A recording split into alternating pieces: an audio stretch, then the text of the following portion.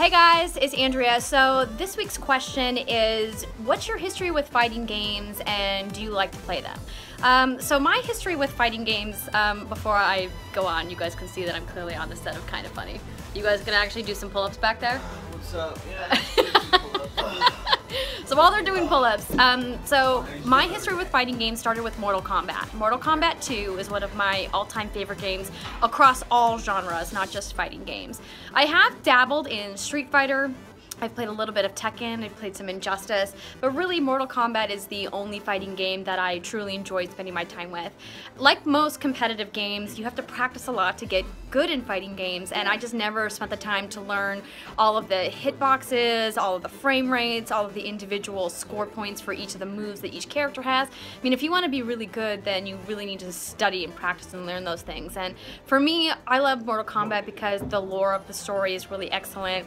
The brutality of some of the moves is just really fantastical, and that's why it's my favorite fighting game. So I don't really have a history with fighting games per se. I don't gravitate towards them. I don't really like them other than the occasional casual encounter with Super Smash Brothers, or when we streamed Injustice 2 with Andrea a couple weeks back on What's Good. I don't really play them. However, I'm decently good at them, which is kind of weird for someone who never really picks them up.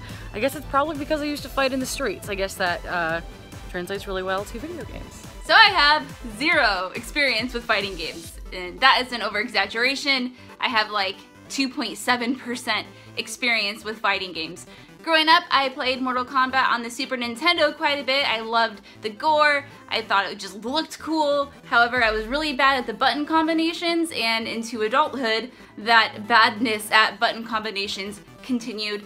And so I kind of just stay away from them. Not only that, I'm more into games that have like a super sprawling, like in-depth story. I'm not saying fighting games don't have that, but typically they don't have it as much as, you know, like an action adventure or an RPG would.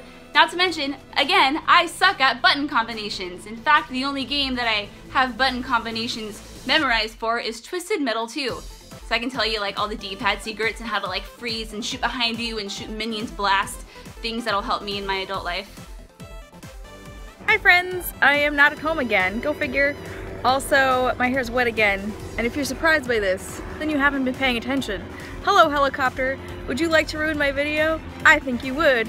Anyways, yeah, seriously, that's loud. What an ass. That's fine. So someone wants to know our history with fighting games. Now, me personally, fighting games and I are not even really acquainted. We met once at a party, did not exchange phone numbers, do not text, do not call. So I don't really have an opinion. They exist. That's it. Sorry to be boring. I'm gonna drink my coffee now.